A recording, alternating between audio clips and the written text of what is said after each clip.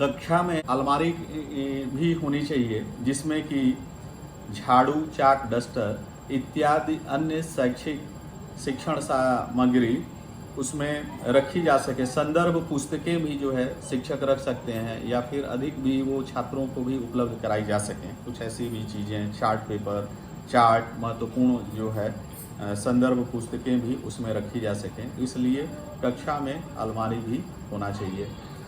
और इसके अतिरिक्त कक्षा में ब्लैक बोर्ड उचित स्थान पर होना चाहिए तथा यह छात्रों से इसकी दूरी और ऊंचाई भी इसकी उपयुक्त होना चाहिए, जिससे कि छात्र श्यामपट्ट पर लिखी गई बातों को स्पष्ट रूप से देख सके, उसको देखने में कोई असुविधा न हो। विद्यालय भवन के एक अंश जो है स्टाफ रूम भी है।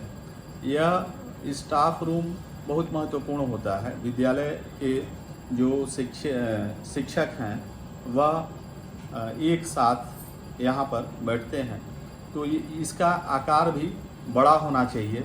शिक्षकों को बैठने के लिए पर्याप्त इसमें फर्नीचर भी हो तथा इसमें शौचालय एवं स्नान गृह की भी व्यवस्था हो।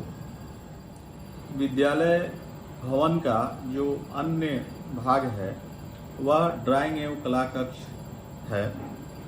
यह विद्यालय में इस उद्देश्य से बनाया गया है कि बच्चों में रचनात्मक तथा सृजनात्मक गतिविधियों का विकास हो।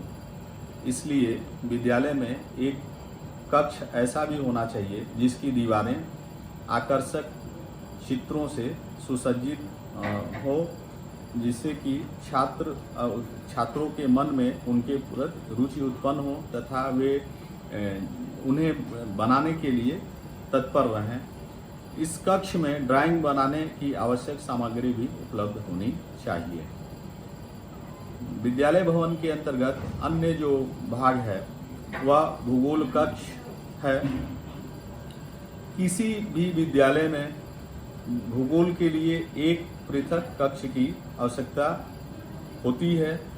भूगोल कक्ष में जो मुख्य रूप से सामग्री होनी चाहिए वो विभिन्न देशों की सीमा को दर्शाते हुए मानचित्र होने चाहिए। इसके साथ ही विभिन्न देशों की जलवायु, वर्षा तथा वनस्पतियों को दर्शाने वाली मानचित्र होना चाहिए। इसके अलावा एक मानचित्र ऐसा भी होना चाहिए जो विभिन्न मार्गों को, जैसे स्थल मार्ग, वायु मार्ग तथा जल मार्ग को प्रदर्शित करने वाला हो। एक मानचित्र ऐसा भी होना चाहिए जो खनिज संपदा एवं औद्योगिक विकास को प्रदर्शित करे। इसके अतिरिक्त वायुदाब मापी यंत्र, वर्षा यंत्र, तापमान यंत्र तथा वायु दिशा यंत्र भी इस भूगोल कक्ष में होना चाहिए। ग्लोब एवं एटलस भी होना चाहिए। विद्यालय भवन में एक अन्य जो भाग है वह विज्ञान कक्ष महत्वपूर्ण है। विज्ञान कक्ष में प्रयोगशाला भी है कि सैद्धांतिक ज्ञान को व्यवहारिक ज्ञान में जांचने के लिए, परखने के लिए एक प्रयोगशाला आवश्यक है। साथ ही उस एक सामान घर भी हो जिसमें प्रयोगशाला से संबंधित सामग्री को सुरक्षित रखा जा सके। इसके लिए अलमारी का भी प्रयोग किया जा सकता है। विद्यालय भवन में अन्य जो भाग है वह गृह विज्ञान कक्ष का है। गृह विज्ञान के अंतर्गत पाक शास्त्र, कला, कपड़ों की सिलाई कढ़ाई तथा प्राथमिक चिकित्सा सम्मिलित है।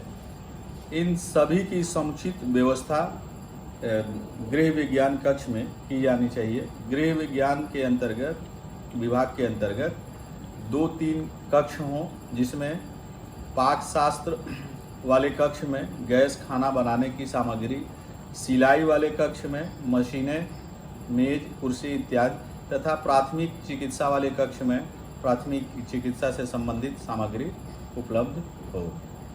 विद्यालय भवन के अंतर्गत अन्य जो भाग है वह महत्वपूर्ण है, वह पुस्तकालय का है। पुस्तकालय वास्तव में विद्यालय के शैक्षिक वातावरण को बनाने में महत्वपूर्ण योगदान देते हैं। यह शिक्षक तथा विद्यार्थियों दोनों के लिए भी लाभदायक होते हैं।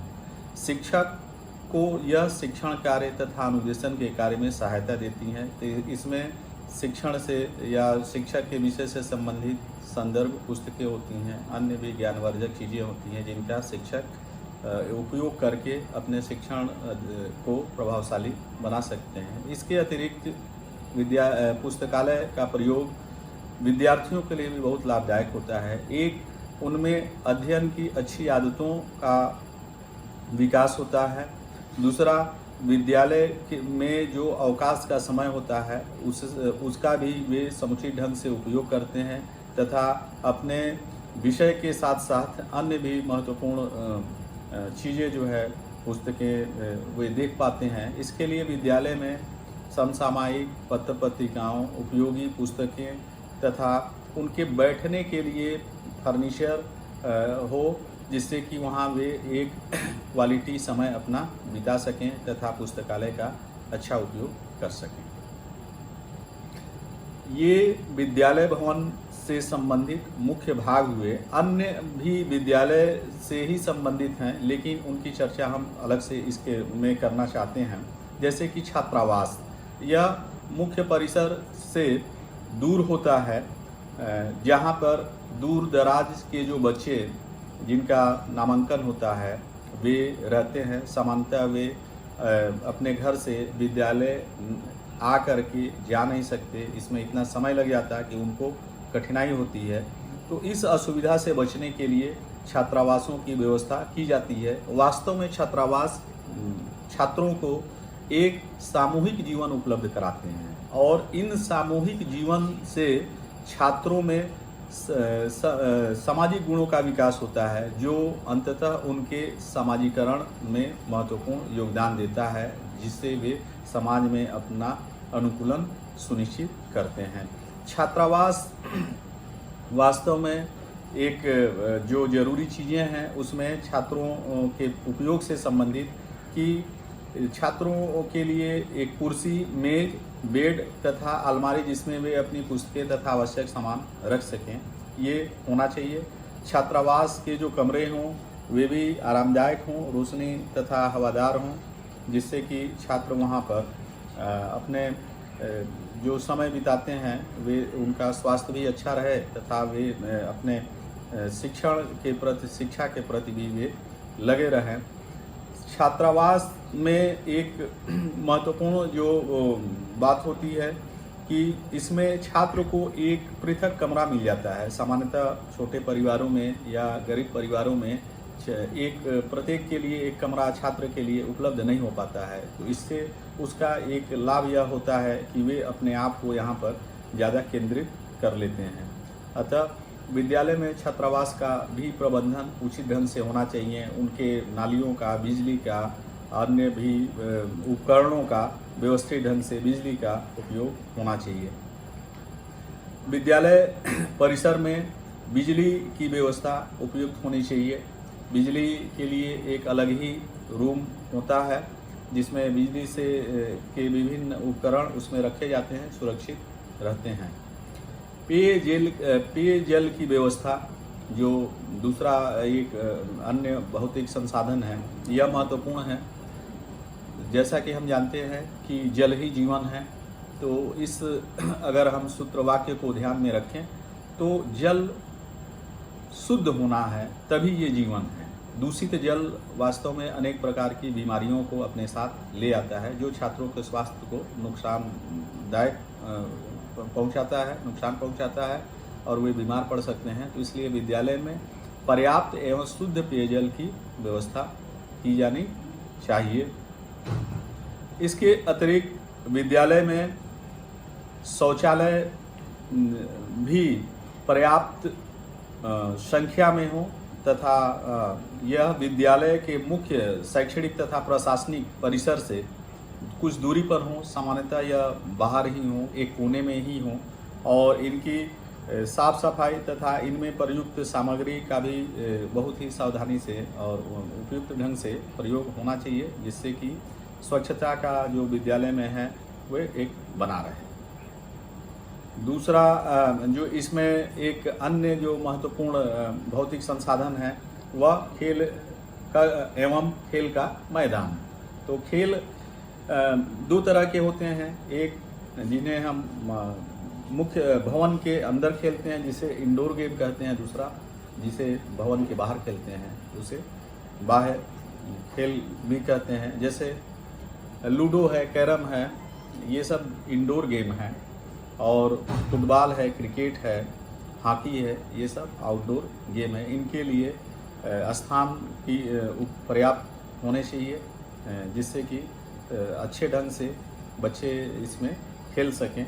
तो प्रत्येक विद्यालय में एक जो है स्थान खेल के लिए आरक्षित रहता है, सुरक्षित रहता है, जिससे बच्चे का शारीरिक विकास सुनिश्चित होता है। विद्यालय भवन के एक अन्य भाग की मैं आपसे चर्चा करूंगा जो महत्वपूर्ण है।